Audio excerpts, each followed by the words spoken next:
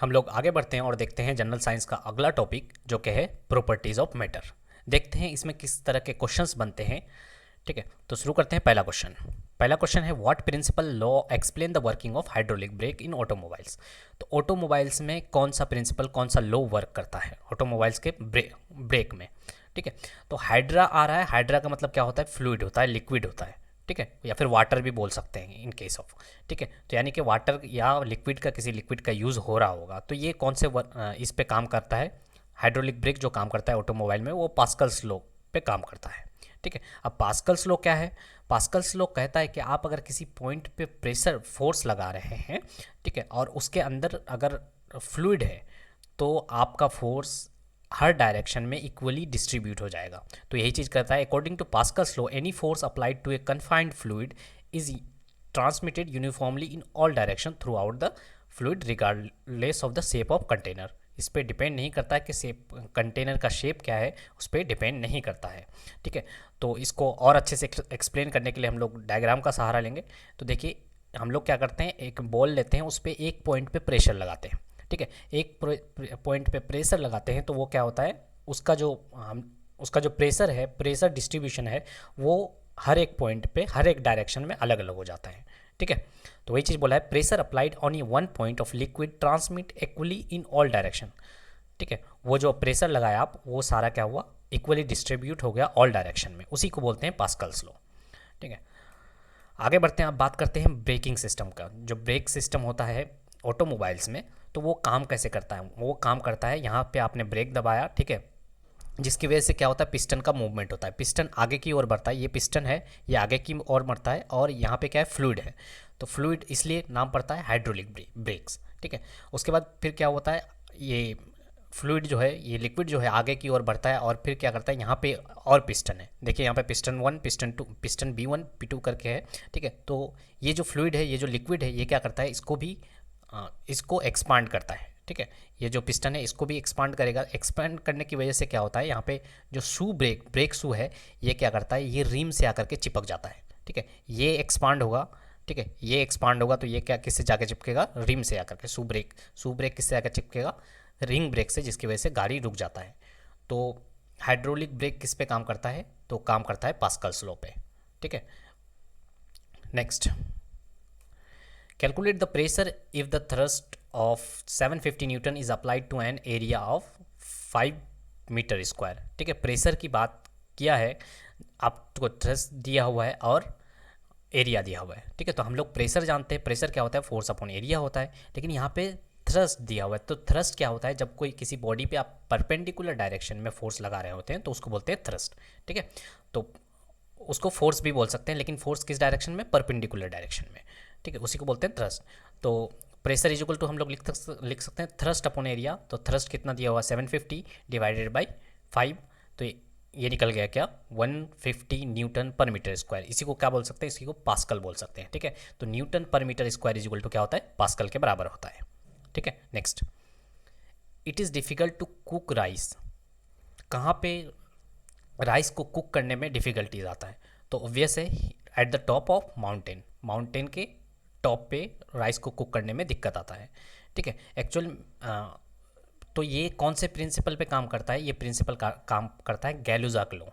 गैलुज़ाक law क्या कहता है कि जब प्रेशर बढ़ता है तो टेम्परेचर भी बढ़ेगा। ठीक है, प्रेशर बढ़ेगा तो टेम्परेचर भी बढ़ेगा। ठीक है, जैसे जैसे हम लोग हायर प्लेस पे जाते हैं, वहाँ पे क्या होता है, प्रेशर कम हो जाता है। तो प्रेशर कम होगा, जिसकी वजह से टेम्परेचर क्या होगा, टेम्परेचर भी कम होगा। ये कौन सा लॉ कहता है, गैलुज़ाक लॉ। आपको याद रखना है कि प्रेशर डायरेक्टली प्रोपोर्शनल होता है टेम्परेचर पे। ठीक है, तो होगा क्या कि टेम्परेचर अगर बढ़ रहा है तो 100 डिग्री सेल्सियस पे जो चीज़ बॉयल होना चाहिए वो 100 डिग्री सेल्सियस पे बॉयल होता है। लेकिन अगर टेम्परेचर घट रहा है, प्रेशर घटने की वजह से, तो जो चीज़ बॉयल होना चाहिए था 100 डिग्री पे, वो क्या हो रहा है, अब पहले ही बॉयल हो जा रहा है। यानी कि वाटर क्या हो जाएगा, बार बार बॉयल हो जाएगा, और हमको खाना बनाने में दिक्कत होगा, क्योंकि वो बॉयल होकर के क्या बन जाएगा, स्टीम बन जाएगा, भाप बन जाएगा, जिसकी वजह से हम लोग को माउंटेन्स पे खाने बनाने में बहुत ज़्यादा डिफिकल्टीज आता है। क्यों? क्योंकि टेम्परेचर वहाँ पे क्या होता है, घट जाता है। यानी 68 डिग्री पे ही वाटर क्या करने लग जाता है, बॉयल करने लग जाता है, मैंने भाप बनने लग जाता है। तो अब जब भाप बनेगा, तो वहाँ पे वाटर बचेगा ही नहीं, जिसकी वजह से हमारा खाने बनाने में दिक्कत होगा। ठीक है, next, which law states that the volume of an ideal gas at constant pressure is directly proportional to absolute temperature। ये बोला है कि at constant temperature volume directly proportional होता है एब्सोल्यूट टेम्परेचर को। ये किसने कहा था? ये कहा था चार्ल्स लॉ ने। ठीक है, हम लोग जानते हैं कि पीबी आइडियल इक्वेशन का जो आइडियल इक्वेशन है गैस सॉल्यूशन का वो होता है पीबी इक्वल टू एनआरटी। ठीक है, तो पी प्रेशर वॉल्यूम और आर बोले तो गैस कांस्टेंट है और टी क्या है? टेम्परेचर। एन क्या है? Mole of substance. ठीक है, तो पी डायरेक्टली प्रोपोर्शनल होता है किसके? सॉरी, वी डायरेक्टली प्रोपोर्शनल होता है टेम्परेचर के एट कांस्टेंट वॉल्यूम। ये कौन सा लॉ है? ये चार्ल्स लॉ है। ठीक है, पूछा जाता है। और अभी अभी थोड़ी देर पहले हम लोगों ने देखा कि प्रेशर डायरेक्टली प्रोपोर्शनल था टेम्परेचर के, वो कौन सा था? वो गैलोजैक लॉ था। When the vibrating object moves forward, ठीक है, जब वाइब्रेटिंग ऑब्जेक्ट मूव करता है फॉरवर्ड की ओर, it creates a region of high pressure in the medium cold. जब वहाँ पे क्या होता है? हाई प्रेशर रीजन क्रिएट होता है, उसको क्या बोलते हैं? उसको बोलते हैं कंप्रेशन। ठीक है, next, a system executing S H M का मतलब होता है सिंपल हार्मोनिक मोशन। उसके पास क्या क्या होता है? तो exactly as well elasticity as well as inertia. जब कोई बॉडी एसएचएम करता है तो उसके पास इलास्टिसिटी भी होता है और इनर्शिया भी होता है। तो इनर्शिया क्या करता है? किसी के मोशन को अपोज रेजिस्टेंस का काम करता है इनर्शिया। ठीक है, या ऐसा बोल सकते हैं कि जब कोई बॉडी मोशन पे रहता है तो उसको मोशन में ही रखता है। ठीक है, या ऐसा भी कर सकते हैं जब कोई बॉडी मूव करना चाहे तो उसको रेजिस्टेंस का काम कर सकता है इनर्शिया। तो ठीक है, तो सिंपल हार्मोनिक मोशन के लिए क्या चाहिए? इलास्टिसिटी चाहिए। हम लोग स्प्रिंग लेते हैं। ठीक है, इलास्टिसिटी चाहिए और इनर्शिया भी चाहिए, यानी कि मोशन को अपोज करने वाला भी चाहिए। ठीक है, तो एसएचएम तभी होगा जब इलास्टिसिटी और इनर्शिया होगा। नेक्स्ट आगे बढ़ते हैं हम लोग। विच equation represent pressure in physics? कौन सा इक्वेशन है जो प्रेशर को रिप्रेजेंट करता है? प्रेशर हो जाता है क्या? Force upon area. ठीक है, प्रेशर का जो यूनिट है वो पास्कल होता है, न्यूटन पर मीटर स्क्वायर होता है ना। Pascal is equal to newton पर metre. Shock absorber are usually made of steel as it. तो शॉक जो एब्जॉर्बर होता है वो स्टील का ही क्यों बनाया जाता है? क्योंकि उसका इलास्टिसिटी सबसे ज़्यादा होता है। ठीक है, इलास्टिसिटी का मतलब वही होता है कि वो अपने ओरिजिनल शेप को रीगेन कर देगा। ठीक है, उस पर कोई चेंजेस आने के बाद भी वो क्या कर रहा है? फिर से ओरिजिनल शेप में आ जा रहा है, उसी को बोलते हैं इलास्टिसिटी। नेक्स्ट, ठीक है, ये होता है आपका शॉक एब्जॉर्बर। ये किस चीज़ का बना होता है? स्टील का बना होता है, क्योंकि स्टील का हायर इलास्टिसिटी होता है। नेक्स्ट है हमारा cold air. Cold air is heavier than warm air, hence cold air settle down. ठीक है, ये कंसेप्ट आपको पता होना चाहिए कि कोल्ड एयर जो होता है वो भारी होता है और जो गर्म हवा होता है वो हल्का होता है। और कोल्ड एयर होगा तो वो क्या होगा? ज़मीन के आसपास रहेगा। और हल्का एयर होगा, यानी कि एयर अगर वार्म होगा तो वो क्या होगा? ज़मीन से दूर चला जाएगा, ऊपर की ओर चला जाएगा। Steel is more elastic than rubber. Steel क्यों ज़्यादा इलास्टिक है रबर से? Because it deform very easily. तो स्टील क्या होता है कि जल्दी से डिफॉर्म भी हो जाता है और अपने शेप में भी आ जाता है। लेकिन रबर को अगर खींचेगा तो वो डिफॉर्म तो हो जाएगा लेकिन अपने शेप में नहीं आएगा दोबारा। लेकिन स्टील क्या होता है? अपने जल्दी से डिफॉर्म हो जाता है वेरी इजीली। ठीक है, नेक्स्ट है हमारा वार्म ईयर।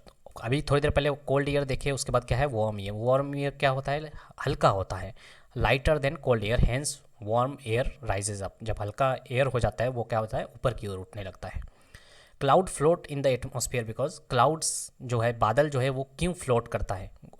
तैरता रहता है। ठीक है, एटमॉस्फेयर में उसका क्लाउड का जो है वो डेंसिटी बहुत कम होता है, जिसकी वजह से वो फ्लोट करता है। ठीक है, तो ये कंसेप्ट भी पता होना चाहिए, जिसका डेंसिटी ज़्यादा होगा वो डूब जाएगा किसी भी चीज़ में, और डेंसिटी अगर कम होगा तो वो फ्लोट करेगा। Next, a real gas can act as an ideal gas. Real gas कब एक्ट करता है आइडियल गैस की तरह? तो ये बहुत बार आया है क्वेश्चन, जब लो प्रेशर हो और हाई टेम्परेचर हो। रियल गैस तभी एक्ट करेगा आइडियल गैस की तरह जब लो प्रेशर हो और हाई टेम्परेचर हो। नेक्स्ट, आइडियल गैस का इक्वेशन अभी थोड़ी देर पहले बात की है। आइडियल गैस इक्वेशन क्या होता है? P V equal to n R T. Next है हमारा the dimensional formula of M L minus one T minus to.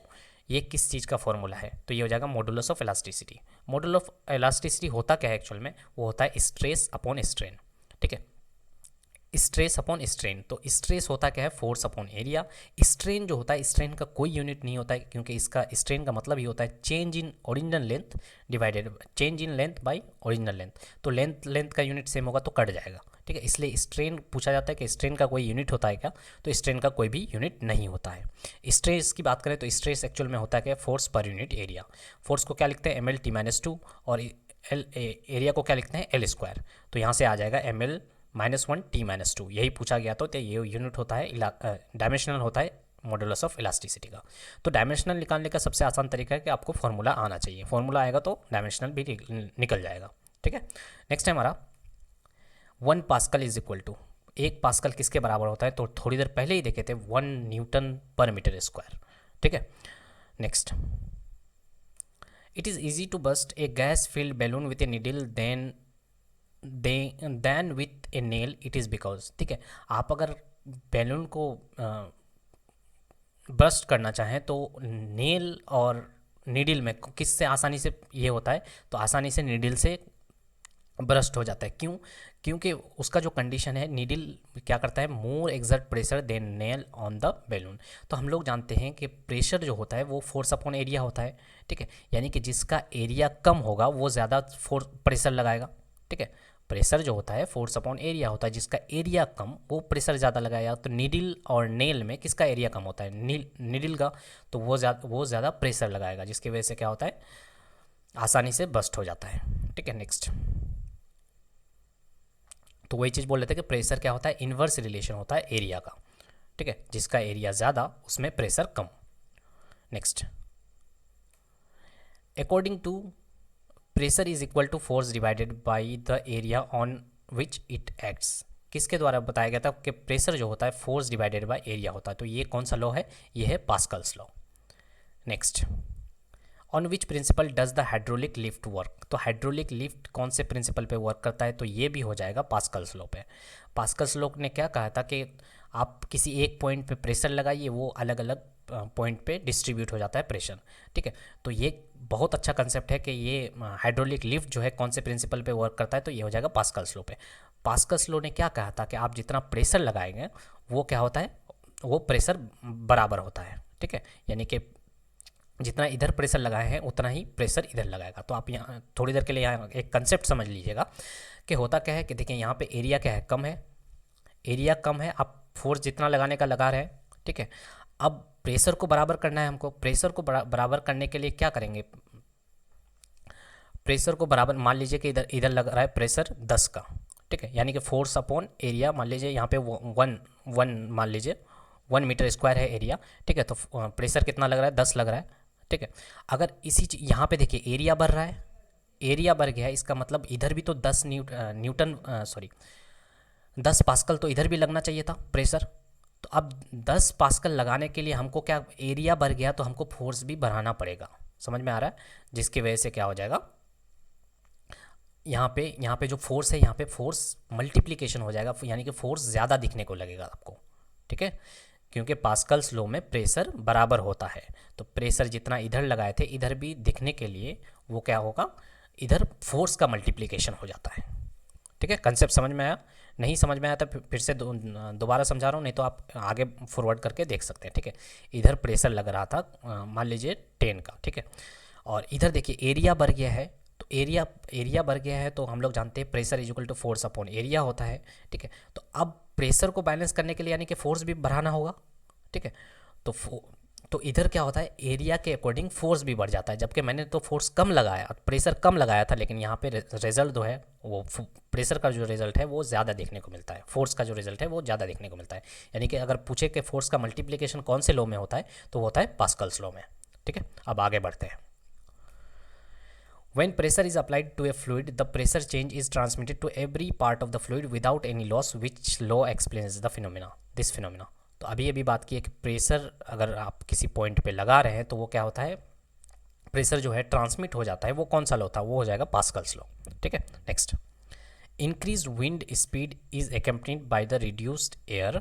ठीक है, एयर प्रेशर, तो अगर विंड स्पीड ज़्यादा होगा, विंड स्पीड अगर ज़्यादा होगा तो प्रेशर क्या हो जाएगा, कम हो जाएगा। ये कौन सा लॉ कहता है, हम लोग आगे डिस्कस करने वाले हैं कि अगर स्पीड ज़्यादा हो गया तो प्रेशर क्या हो जाएगा, कम हो जाएगा।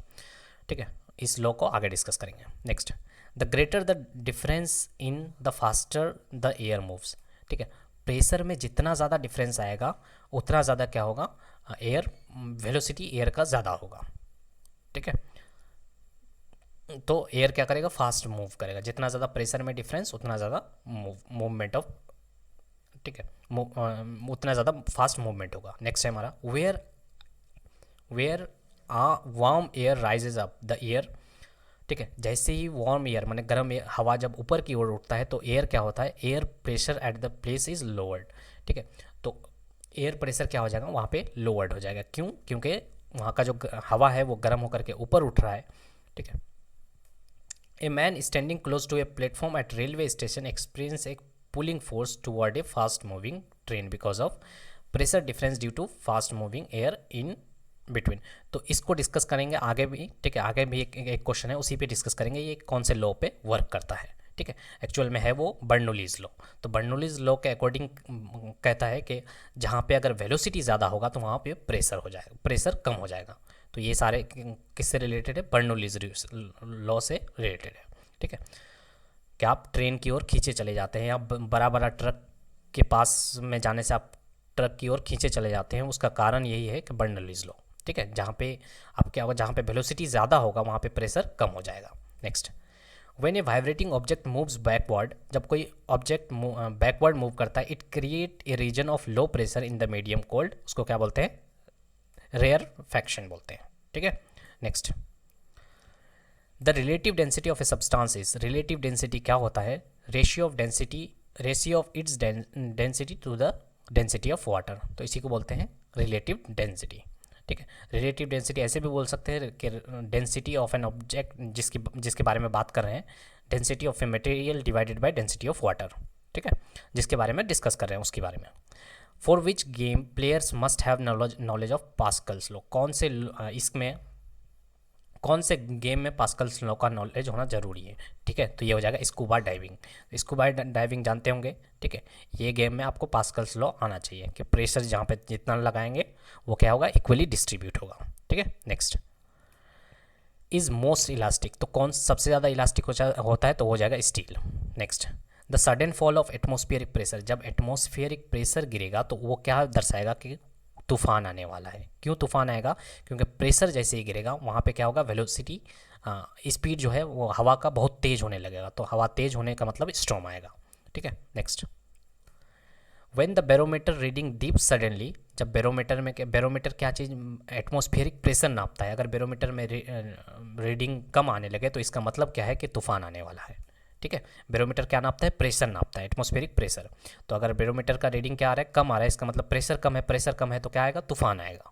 नेक्स्ट है हमारा, why does bleeding occur through the nose at high mountains region, ठीक है। इसका कारण ये है कि blood pressure of a person increase at high altitude. तो ब्लड प्रेशर जो है उस आदमी का क्या होता है, हाई एल्टीट्यूड पे बढ़ने लगता है, ठीक है। Next, ventilators are provided near the ceiling of the room because, ventilators को क्यों ऊपर में ही जहाँ पे सीलिंग होता है उसके आसपास क्यों ये किया जाता है, वेंटिलेटर को प्रोवाइड किया जाता है। तो इसका कारण है क्योंकि गर्म हवा क्या होता है, जब गर्म हो जाता है वो ऊपर की ओर उठता है, ठीक है। The excelled warm air rises up and goes out, तो उससे क्या होगा, जब गर्म हवा ऊपर की ओर उठेगा तो वेंटिलेटर के थ्रू बाहर निकल सकता है, इसलिए वैसा किया जाता है। नेक्स्ट है हमारा, a barometer is kept inside a bell jar, air is slowly pumped out of the jar, ठीक है। The mercury level starts rising, तो मरकरी का जो लेवल होगा वो क्या होगा, राइज करने लग जाएगा। Next, a barometer is kept inside a bell jar, air is slowly pumped up out, ये क्वेश्चन कर चुके हैं, ठीक है। The mercury level starts rising. Next है हमारा, तो ये क्या होगा, मरकरी का जो लेवल होगा वो क्या करेगा, ऊपर की ओर उठने लगेगा, ठीक है। तो इसका कंसेप्ट ये था कि एयर प्रेशर क्या करता है, इसको धकेलता है, ठीक है। तो ये क्या करेगा, ऊपर की ओर उठने लगेगा, क्योंकि यहाँ पे क्या होता है, प्रेशर की कमी होने लगता है, तो बाहर वाला प्रेशर इसको धकेलता है, जिसकी वजह से ये इसकी ओर अंदर की ओर बढ़ने लगता है, ठीक है। नेक्स्ट,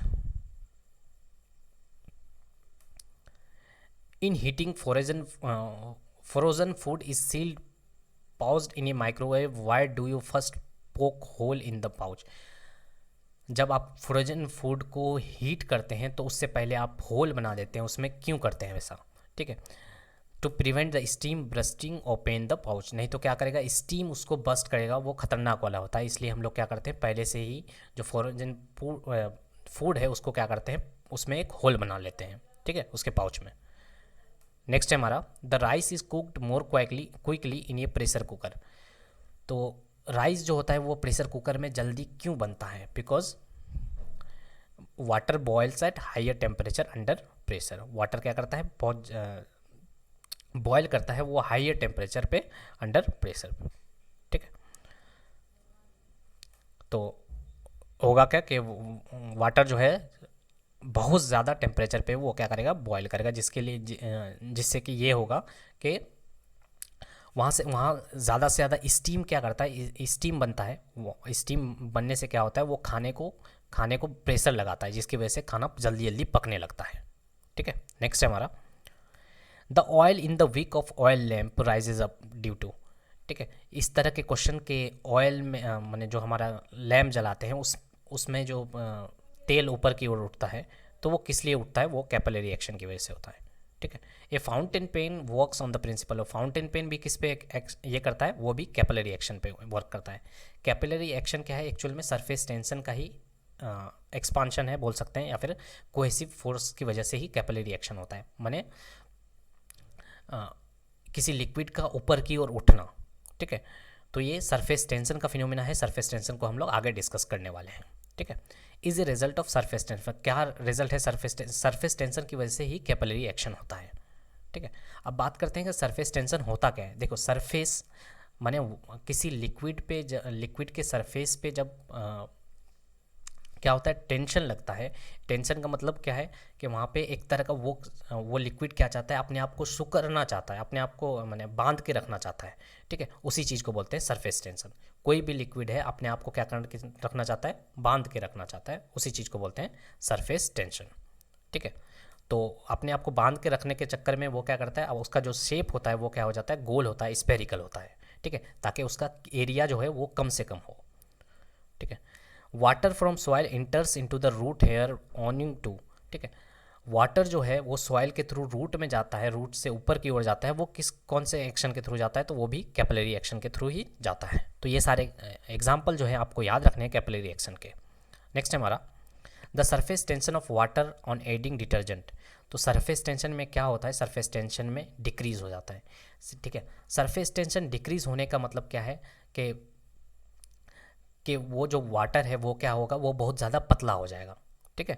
तो और एक याद रखना है आपको कि सरफेस टेंशन अगर टेम्परेचर बढ़ाते हैं तो सरफेस टेंशन कम होता है।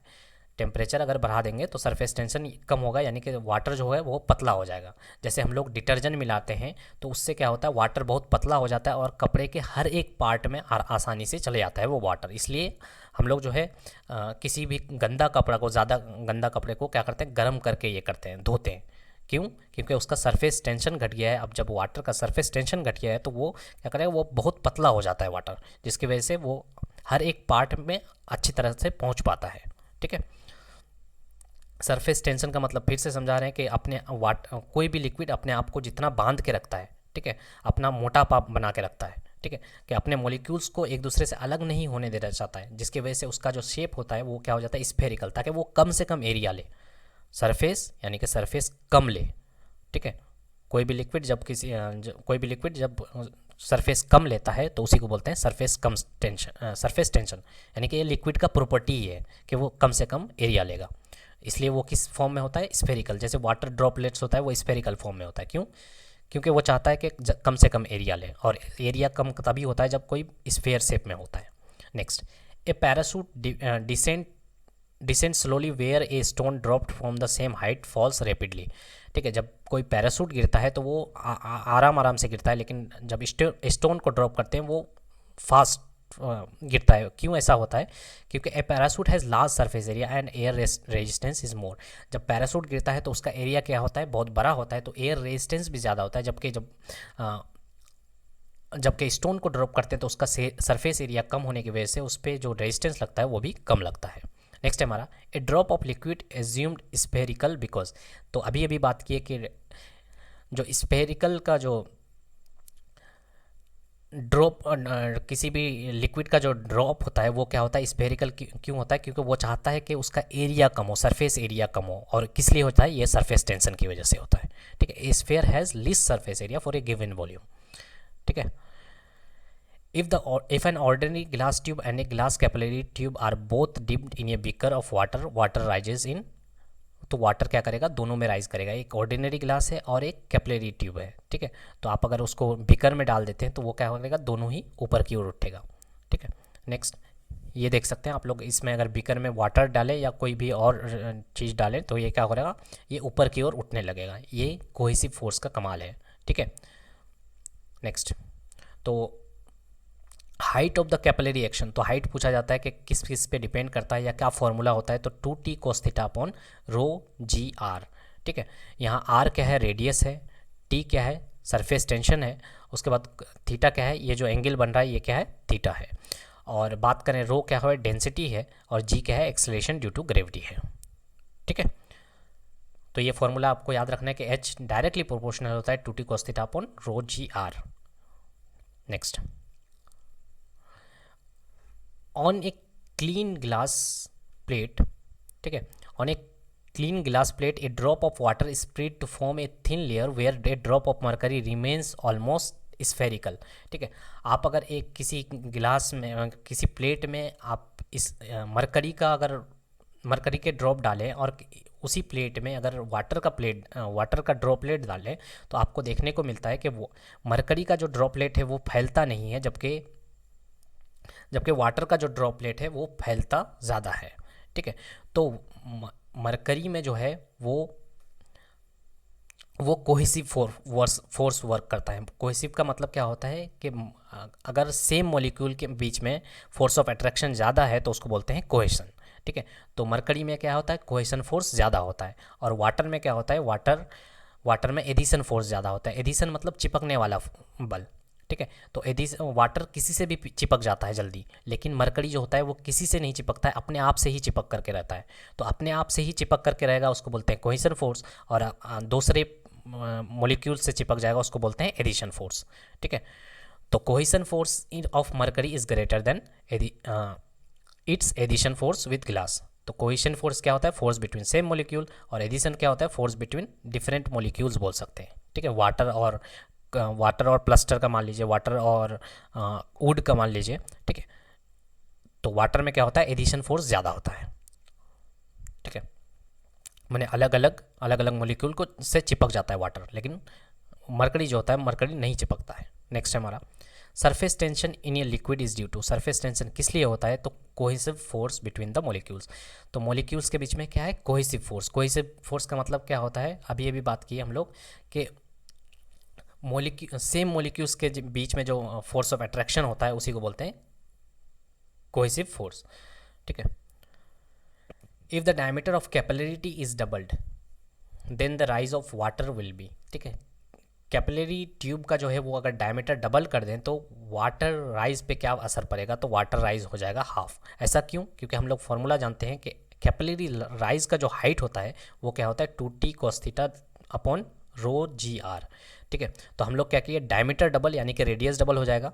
रेडियस क्या है, हाइट के इन्वर्सली प्रोपोर्शनल है, तो रेडियस अगर डबल होगा तो हाइट क्या हो जाएगा, हाइट हाफ हो जाएगा। ठीक है, next, if a piece of wood is held under water. ठीक है, the up thrust on it will be. तो अप थ्रस्ट की बात कर चुके थे कि कोई भी इसमें परपेंडिकुलर लगता है तो उसको बोलते हैं थ्रस्ट। ठीक है, अप थ्रस्ट क्या होता है, लिक्विड पे लगता है। ठीक है, तो a piece of wood is held under water, under water में चला जाएगा अगर क्या होगा, the up thrust force on it will be less than weight of the wood. ठीक है, अप थ्रस्ट फोर्स अगर कम है weight of the wood. Simple सा कंसेप्ट ये है कि अगर नीचे से लगने वाला फोर्स अगर ज़्यादा है, ठीक है, तो कोई भी बॉडी डूबेगा नहीं। अगर नीचे से लगने वाला फोर्स जिसको अपथ्रस्ट फोर्स बोलते हैं, अगर वो वेट ऑफ द बॉडी से कम है तो वो डूब जाएगा। ठीक है, oil rises up the wick in a lamp. तो थोड़ी देर पहले ही बात किए थे कि ये किसके थ्रू होता है, वो कैपिलरी एक्शन के थ्रू होता है। ठीक है, फिर से वही क्वेश्चन पूछा गया था, यानी कि ये क्वेश्चन बहुत रिपीटेड वे में आता है। The oil in the wick of lamp rises due to, यह भी हो जाएगा फिनोमेना ऑफ कैपिलरी। ठीक है, ये जो लैम्प देख रहे हैं इसमें जो इसका तेल जो ऊपर की ओर जाता है, जिसकी वजह से कि ये कैंडल जलता है, ये लैम्प जलता है, तो ये कौन से फिनोमेना पे ये करता है? कैपिलरी एक्शन पे करता है। कैपिलरी एक्शन है क्या एक्चुअल में? ये एक्चुअली में सरफेस टेंशन की वजह से होता है, जहाँ पे कोहेसिव फोर्स ज़्यादा हो जाता है। ठीक है, next, a falling drop of rain water acquire the spherical shape due to. तो अभी थोड़ी देर पहले बात किए थे कि स्फेरिकल शेप क्यों होता है, क्योंकि वो सरफेस टेंशन की वजह से होता है, वो चाहता है कि कम से कम एरिया हो। ठीक है, next, ball pen function on the principle of. Ball pen कौन से प्रिंसिपल पे फंक्शन करता है, वर्क करता है? तो हो जाएगा सरफेस टेंशन पे काम करता है। या फिर अगर ऑप्शन में ऐसा दिया हुआ रहता सरफेस टेंशन नहीं दिए करके कैपिलरी एक्शन दिया हुआ रहता तो कैपिलरी एक्शन पे भी मार सकते थे। ठीक है, नेक्स्ट है हमारा material for rain proof coat and tents owe their water proof property.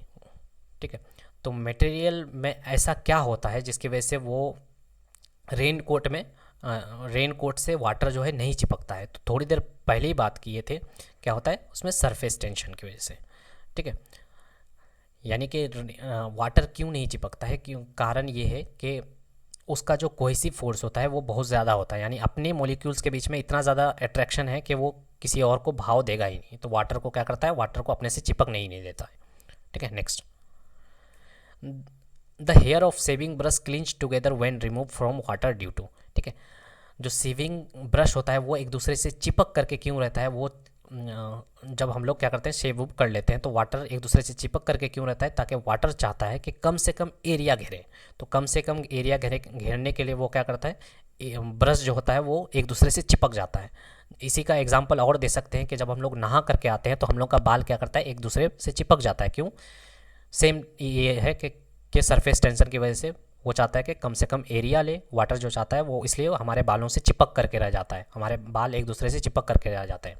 ठीक है, ताकि कम से कम एरिया में वो वाटर एडजस्ट हो जाए। ठीक है, और एडजस्ट होने का सबसे सही तरीका क्या है? स्फेरिकल शेप ले ले। ठीक है, next, water drops can not stick to oily surface due to. Water drops जो होता है स्टिक्स क्यों नहीं चिपकता है ऑयल सरफेस? तो ये भी हो जाएगा सरफेस टेंशन का कारण। ठीक है, next, rise of oil a wick is due to. तो क्या हो जाएगा? फिर से सरफेस टेंशन ऑफ ऑयल बोल सकते हैं या फिर कैपिलरी एक्शन बोल सकते हैं। ठीक है, वो ऑप्शन पे डिपेंड करेगा। नेक्स्ट है हमारा a solid needle placed horizontally on the surface of water floats due to. तो आप लोग देखे होंगे कि इसको आप अगर नीडल को आप अगर पानी के ऊपर रख देंगे तो वो तैरता रहता है। नीडल हो या फिर ब्लेड हो, वो क्या होता है? तैरता रहता है। क्यों? सरफेस टेंशन ऑफ वाटर की वजह से। ठीक है, तो वो क्या करता है? वो अपने में बांध के रखता है एक दूसरे में। देखिए ये जो है वाटर मॉलिक्यूल्स क्या कर रहा है? वाटर मॉलिक्यूल्स अपने आप सारे मॉलिक्यूल्स को क्या कर रहा है? बांध के रखता है, जिसकी वजह से क्या होता है? जिसकी वजह से ये जो नीडल है वो ऊपर में ही फ्लोट करता है। ठीक है, वो नीचे नहीं जा पाता है। ठीक है, next, A small drop of oil spread over water because. ठीक है, ऑयल जो है वो फैल जाता है वाटर के ऊपर, ऐसा क्यों होता है? ठीक है, water has higher surface tension. Water के पास क्या है? सरफेस टेंशन बहुत ज़्यादा है। ठीक है, ऑयल से। तो सरफेस टेंशन ज़्यादा होगा तो अपने आप को क्या करेगा? बांध करके रखेगा और ऑयल को क्या करने का? मिक्स करने ही नहीं देगा, जिसकी वजह से ऑयल क्या करेगा? स्प्रेड हो जाएगा। ठीक है, next, when a ship enters from sea from a river. जब कोई शिप जो है सी में इंटर करता है रिवर से तो क्या चेंजेस देखने को मिलता है? तो उसका इट राइजेज ए लिटिल। ठीक है, उसका जो हाइट में होता है, हाइट बोलिए या फिर ये बोलिए, उसका जो लेवल होता है वो अप हो जाता है। ऐसा क्यों होता है? ऐसा होता है क्योंकि डेंसिटी ऑफ सी, डेंसिटी ज़्यादा है। तो सी का जब डेंसिटी ज़्यादा होगा तो क्या करेगा? तो जो हमारा नाव था वो क्या करेगा? ज़्यादा ऊपर की ओर फ्लोट करेगा। ठीक है, और रिवर का जो डेंसिटी होता है वो कम होता है, इसलिए रिवर में शिप जो होता है वो ज़्यादा अंदर की ओर होता है। Next, lactometer. लैक्टोमीटर्स जो होता है वो प्योरिटी ऑफ मिल्क को डिटरमाइन करता है, और हाइड्रोमीटर जो होता है डेंसिटी ऑफ लिक्विड को मेजर करता है। तो ये दोनों क्वेश्चन बन सकते हैं आपको। ठीक है, लैक्टोमीटर क्या करता है? प्योरिटी ऑफ मिल्क, और हाइड्रोमीटर डेंसिटी को। तो are based on the principle. ये दोनों कौन से प्रिंसिपल पे बेस्ड है? तो दोनों ही बेस्ड है आर्किमिडीज प्रिंसिपल पे। ठीक है, नेक्स्ट है हमारा purity of milk metal can be determined with the help of, purity of metal जो है हम लोग कैसे डिटरमाइन करते हैं, तो आर्किमिडीज प्रिंसिपल पे। जैसे बोला जा सकता है कि बड़े बड़े जो नाव है वो कौन से प्रिंसिपल पे वर्क करता है, तो वो भी आर्किमिडीज प्रिंसिपल पे ही वर्क करता है। ठीक है, next, which law or principle state that when a body is immersed fully or partially in a fluid it experience an upward force that is equal to the weight of the fluid displaced। तो ये किसने कहा था कि अगर कोई body liquid में immersed हो जाए, यानी कि डूब जाए या पार्शियली डूबे या फिर फ्लोट करे, तो वो क्या करता है, एक तरह का नीचे से अपवर्ड फोर्स फील करता है, जो कि उसके उसके वेट ने जितना वाटर डिस्प्लेस किया था उसके बराबर होता है। तो ये किसने कहा था, आर्किमिडीज प्रिंसिपल ने कहा था। ठीक है, यानी कि आप अगर एक बॉल को पानी की ओर डालते हैं तो वहाँ से नीचे से क्या लगता है, एक अपवर्ड फोर्स लगता है जिसको थ्रस्ट, ठीक है, थ्रस्ट बोलते हैं। वो उतना ही होता है जितना वो वाटर को डिस्प्लेस्ड किया है। ठीक है, और एक एग्जांपल देख सकते हैं, तो आर्किमिडीज प्रिंसिपल ये कहता है कि जब कोई बॉडी को आप वाटर में डालते हैं तो नीचे से एक फोर्स लगता है जिसको बोलते हैं बायोंसी फोर्स, या वाटर उतना ही डिस्प्लेस होता है जितना कि उसका वेट है। ठीक है, तो देखिए यहाँ लेवल, यहाँ पे वाटर लेवल देखिए यहाँ पे था। ठीक है, उसके बाद क्या हुआ, राइज हो गया, तो वाटर लेवल में इंक्रीज़ हो गया। ठीक है, इसका मतलब वो कितना इंक्रीज़ होता है, जितना उस चीज़ का वेट है उतना ही इंक्रीज़ होता है। Next, ice cube are added to a glass of pure water and glass of pure alcohol the ice would be। ठीक है, आप अगर आइस क्यूब ऐड करते हैं प्योर वाटर में और प्योर अल्कोहल में, तो क्या देखने को मिलता है इसमें, at higher level in water. ठीक है, वाटर पे क्या होता है, हायर लेवल पे होता है। ऐसा क्यों?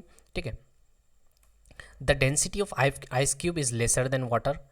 आइस क्यूब का जो डेंसिटी होता है वो क्या होता है, कम होता है, इसलिए वाटर में क्या करता है, वो फ्लोट करता है, बट हायर देन अल्कोहल। लेकिन डेंसिटी जो है आइस क्यूब का वो हायर देन अल्कोहल होगा, तो अल्कोहल में क्या जाएगा, डेंसिटी ज़्यादा है तो वो अल्कोहल में डूब जाएगा। आइस का जब डेंसिटी ज़्यादा है अल्कोहल से तो अल्कोहल में डूब जाएगा। इसलिए क्या होता है कि इसमें वाटर में जो आइस है वो ज़्यादा ऊपर की ओर फ्लोट करता है और अल्कोहल में डूब जाता है, but sink in alcohol. Next, When a body is immersed in a liquid, the force acting on it। जब कोई बॉडी लिक्विड पे इमर्स करता है तो कौन सा फोर्स लगता है, तो ठीक है, अब थ्रस्ट फोर्स भी लगता है और वेट भी लगता है, ये दोनों लगता है। ठीक है, which force help swimmer float in water.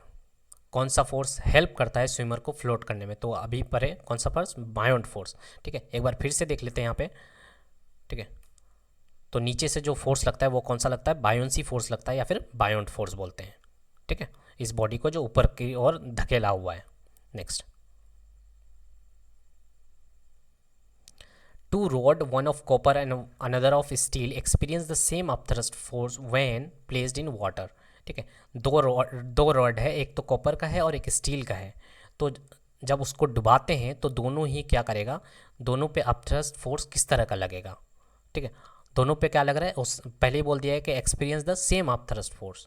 ठीक है, व्हेन प्लेस्ड इन वाटर, तो दोनों के पास क्या होगा, both have same equal volume, तो दोनों के पास इक्वल वॉल्यूम होगा। अगर इक्वल वॉल्यूम का कोई रॉड है, ठीक है, वॉल्यूम इक्वल है, ठीक है, तो उस पर अपथ्रस्ट फोर्स भी क्या लगेगा, इक्वल लगेगा। Next, an ice block with a piece of lead embedded it is float in water, the ice melt the water level।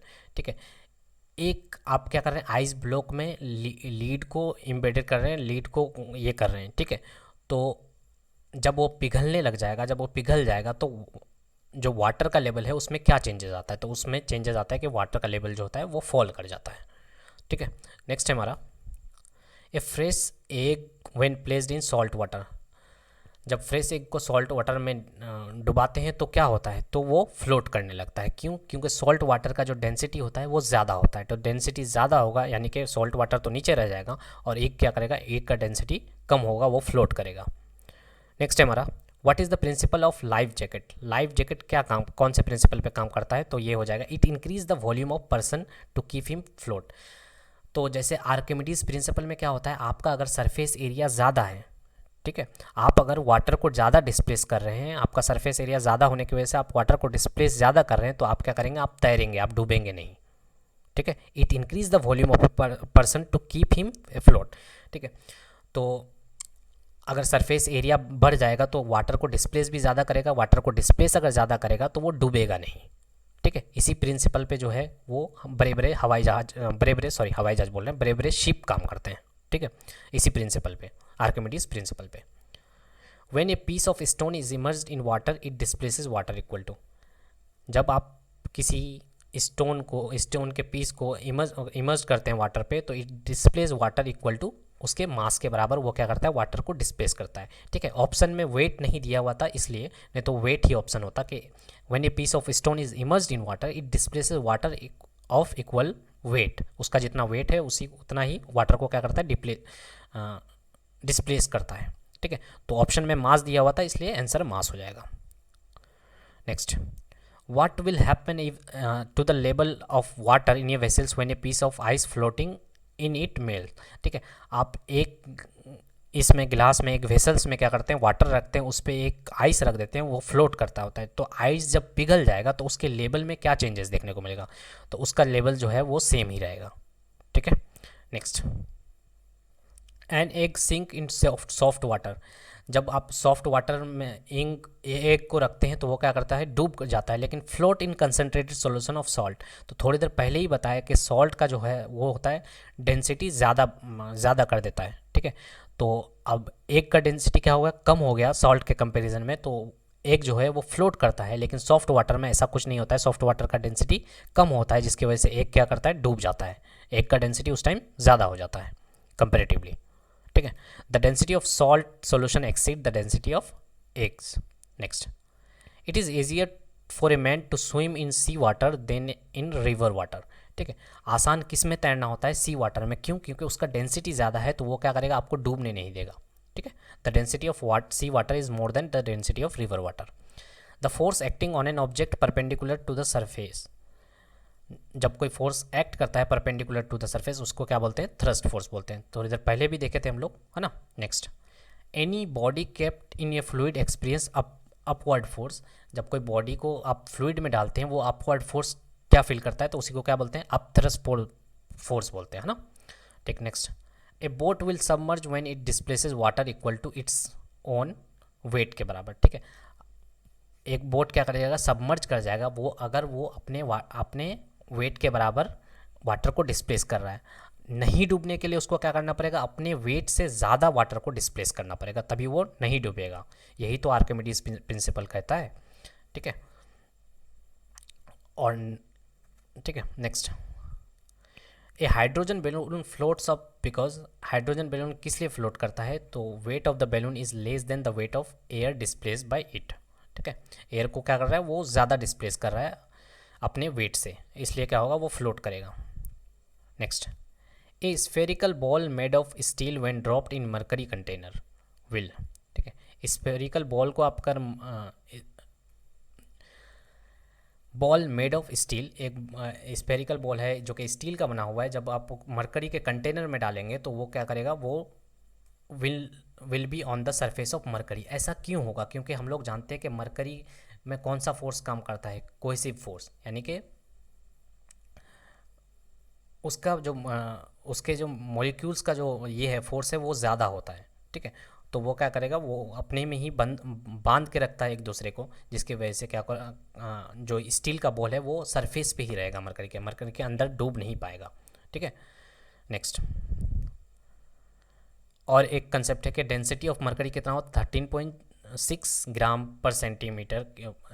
ठीक है, तो यहाँ पे थोड़ा सा मेरे से गलती हुआ, ये गलती ये है कि मरकरी का जो मरकरी पे कौन सा ये काम करता है, तो मरकरी पे काम करता है। ठीक है, मरकरी अपने ड्रॉपलेट्स को क्या करता है, अपने पास जकड़ा करके रखता है, यानी कि कोहेसिव फोर्स कब काम करता है, ठीक है, बिटवीन द सेम मॉलिक्यूल। तो सही बोला था मैंने, गलत नहीं बोला था। ठीक है, तो और एक कारण क्या है कि डेंसिटी ऑफ मरकरी जो होता है 13.6 होता है, उसके बाद डेंसिटी ऑफ स्टील जो होता है वो 8.05 होता है। ठीक है, तो डेंसिटी जिसका ज़्यादा वो तो नीचे रहेगा, तो मरकरी नीचे रहेगा और स्टील क्या रहेगा, ऊपर में रहेगा। ठीक है, नेक्स्ट है हमारा डेंसिटी ऑफ आयरन की भी बात कर ले तो आयरन का भी डेंसिटी 7.87 होता है, जो कि डेंसिटी ऑफ मरकरी से बहुत कम है। ठीक है, ठीक है, चाहे वो आयरन का बॉल हो या स्टील का बॉल हो, वो ऊपर में ही फ्लोट करेगा। Next, sprayer function on the Bernoulli's principle. तो बर्नौलीज प्रिंसिपल कहता है कि आप अगर वेलोसिटी अगर ज़्यादा होगा तो प्रेशर क्या होगा, कम होगा।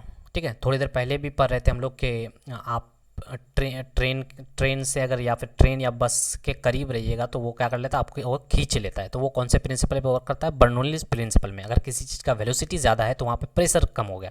अब प्रेशर जब कम हो गया तो वो क्या करता है, वहाँ का जो बाहर वाला प्रेशर है वो क्या करता है, उस जगह को फिलअप करने की कोशिश करता है, जिसकी वजह से क्या होता है, आपको खींच लेता है अपनी अंदर। ठीक है, नेक्स्ट। ठीक है, जैसे बात करें स्प्रे फंक्शन की, तो होता क्या है, यहाँ जैसे ही इसको दबाते हैं तो यहाँ पे क्या होता है, वेलोसिटी, एयर का फ्लो क्या होता है, बहुत तेज़ होता है। तो एयर का फ्लो जैसे ही तेज़ होगा तो प्रेशर क्या होगा, यहाँ पे कम हो जाएगा। अब प्रेशर जैसे ही कम हुआ तो इधर का जो प्रेशर था ज़्यादा हाई प्रेशर वाला, वो क्या करेगा, इधर की ओर बढ़ने लगता है। यानी कि ये जो लिक्विड है ये इधर की ओर बढ़ने लगेगा और ये आगे की ओर बढ़ने लगेगा। समझ में आया? ठीक है, तो स्प्रे जो फंक्शन करता है वो बर्नौलीज प्रिंसिपल पे वर्क करता है। बर्नौलीज प्रिंसिपल ये कहता है कि अगर किसी चीज़ का वेलोसिटी ज़्यादा है, ठीक है, आप जैसे ही इसको दबा रहे हैं तो यहाँ पे जो एयर के मॉलिक्यूल्स है उसका वेलोसिटी ज़्यादा हो गया। एयर का मॉलिक्यूल्स का जैसे ही वेलोसिटी ज़्यादा होगा यहाँ पे प्रेशर कम हो जाएगा। प्रेशर कम होने की वजह से क्या होगा, यहाँ का जो लिक्विड है, ये जो कलर लिक्विड है, ये ऊपर की ओर आएगा और ऊपर की ओर आने की वजह से ये इसको यहाँ पे एक धक्का लगेगा उसको। ठीक है, तो ये इधर बाहर की ओर निकल जाता है। ठीक है, समझ में आ गया? तो वेलोसिटी इन्वर्सली प्रोपोर्शनल होता है प्रेशर के। कौन कहता है, ये बर्नौलीज कहता है। Next, a liquid disturbed by stirring comes to rest due to. ठीक है, आपने किसी लिक्विड को डिस्टर्ब कर दिया, मैंने हिला उला करके छोड़ दिया, तो वो रेस्ट पे क्यों आता है, तो वो रेस्ट आता है विस्कोसिटी में। तो विस्कोसिटी क्या होता है, जिस तरह से फ्रिक्शन वर्क करता है उसी तरह से विस्कोसिटी वर्क करता है लिक्विड में। ठीक है, फ्रिक्शन हम लोग पढ़ रहे थे सॉलिड ऑब्जेक्ट्स के बारे में। ठीक है, उसी तरह से काम करता है कौन, विस्कोसिटी काम करता है लिक्विड में। Next, time period of a pendulum wheel. तो टाइम पीरियड जो होता है वो पेंडुलम का at the moon to that of earth. तो टाइम पीरियड में क्या चेंजेस आता है, टाइम पीरियड इंक्रीज होता है। क्यों? क्योंकि हम लोग जानते हैं टाइम पीरियड का जो फार्मूला होता है 2π√L/g। ठीक है, तो हम लोग जानते हैं कि मून का जो होता है जी कम होता है। तो मून का जब जी कम होता है, हम लोग यहाँ से देख रहे हैं कि टाइम पीरियड जो है इन्वर्स रिलेशन है जी से। ठीक है, √ऑफ इन्वर्स रिलेशन। ठीक है, तो टाइम जी का वैल्यू जब कम होगा तो एक्चुअल में टाइम पीरियड क्या हो जाएगा, इंक्रीज हो जाएगा, क्योंकि इन्वर्स रिलेशन है। ठीक है, तो time period of a pendulum will increase at the moon to that of earth. G का वैल्यू कितना होता है मून पे कितना होता है, 1/6 होता है। ठीक है, what is the time taken by the pendulum to complete one oscillation called. ठीक है, पेंडुलम को जो वन ऑसिलेशन कंप्लीट में जो टाइम लगता है उसी को क्या बोलते हैं, टाइम पीरियड बोलते हैं। नेक्स्ट है हमारा the time period of second pendulum. तो सेकंड पेंडुलम का जो टाइम पीरियड होता है वो 2 सेकंड होता है। ठीक है, कैसे करते हैं ये, ठीक है, तो यहाँ से आता है कि सेकंड पेंडुलम का जो टाइम पीरियड होता है वो कितना होता है, 2 सेकंड होता है। ठीक है, तो यहाँ ऐसे करके इसको प्रूव कर सकते हैं कि time period equal to 2 second, 2πL/g formula देख चुके थे हम लोग। तो 2 से कट गया, एल का वैल्यू 9.8/π² होता है जो कि 0.993 मीटर के बराबर है, और एल क्या हो जाएगा, 2। ठीक है, next, the motion of a body that repeats it's self after a regular interval of time. ठीक है, ऐसे मोशन को क्या बोलते हैं जो रेगुलर इंटरवल में क्या हो, वो रिपीट करे। ठीक है, तो उसको बोलते हैं पीरियोडिक मोशन। नेक्स्ट है हमारा, इसी को क्या बोलते हैं, पीरियोडिक मोशन। ये यहाँ से स्टार्ट हुआ है, फिर यहाँ आएगा, फिर पीछे जाएगा, और टू एंड फ्रो मूवमेंट। ठीक है, फिर वहीं से स्टार्ट होगा, तो इसी रिपीट मोशन को क्या बोलते हैं, रेगुलर इंटरवल में, इसी को बोलते हैं पीरियोडिक मोशन। नेक्स्ट है हमारा, vibration of produce only odd harmonics. तो ऑड हार्मोनिक्स कब प्रोड्यूस होता है, an air column in a closed organ pipe. तो क्लोज्ड ऑर्गन पाइप में जब एयर कॉलम होगा तो एयर कॉलम का वाइब्रेशन होगा, तब क्या होता है, सिर्फ ऑड हार्मोनिक्स ही प्रोड्यूस होता है। नेक्स्ट है हमारा, which force is responsible for the rotation of plane of oscillating of Foucault pendulum. ठीक है, तो पहले समझना होगा फिर फौकॉल्ट पेंडुलम किस पे वर्क करता है। तो फौकॉल्ट पेंडुलम से ही हमको पता चलता है कि अर्थ रोटेट कर रहा है। ठीक है, तो कौन सा फोर्स लगता है, वहाँ पे लगता है कोरियोलिस फोर्स। ठीक है, कोरोलिस फोर्स का मतलब क्या होता है, जब हम लोग किसी राउंड सर्कल में घूम रहे थे तो एक टाल टाइप का लगता है, ठीक है, एक थोड़ा सा घूमते घूमते अचानक से एक टाल टाइप का लगता है, उसी को बोलते हैं कोरोलिस फोर्स। एक तरह का फोर्स लगता है जब हम लोग सर्कुलर इसमें मोशन कर रहे होते हैं, ठीक है। नेक्स्ट नेक्स्ट हमारा, if the length of simple pendulum is half then its period of oscillation. अगर लेंथ को हाफ कर दे सिंपल पेंडुलम का तो उसका पीरियड में क्या चेंजेस आएगा, तो decrease by factor root two. ये कैसे आता है, तो हम लोग जानते हैं कि टाइम पीरियड क्या होता है, 2/L/G, ठीक है। तो बोला गया है कि लेंथ को क्या कर देंगे, हाफ कर देंगे, ठीक है। तो लेंथ को हाफ कीजिएगा मतलब अंडर रूट में है, डायरेक्टली प्रोपोर्शनल है, अंडर अंडर रूट में है, तो टाइम पीरियड भी क्या हो जाएगा, डिक्रीज हो जाएगा, ठीक है। Next, quality of musical notes depend on, musical note का जो क्वालिटी है वो किस पे डिपेंड करता है, हारमोनिक्स पे, harmonic present. Next, the spring balance work on the principle, तो स्प्रिंग बैलेंस जो है वो कौन से प्रिंसिपल पे वर्क करता है, तो हुक्स लॉ पे, ठीक है। Next, the motion of simple pendulum is an example of, तो सिंपल पेंडुलम जो है वो किस चीज़ का, कौन से मोशन का एग्जाम्पल है, तो हो जाएगा पीरियोडिक मोशन का।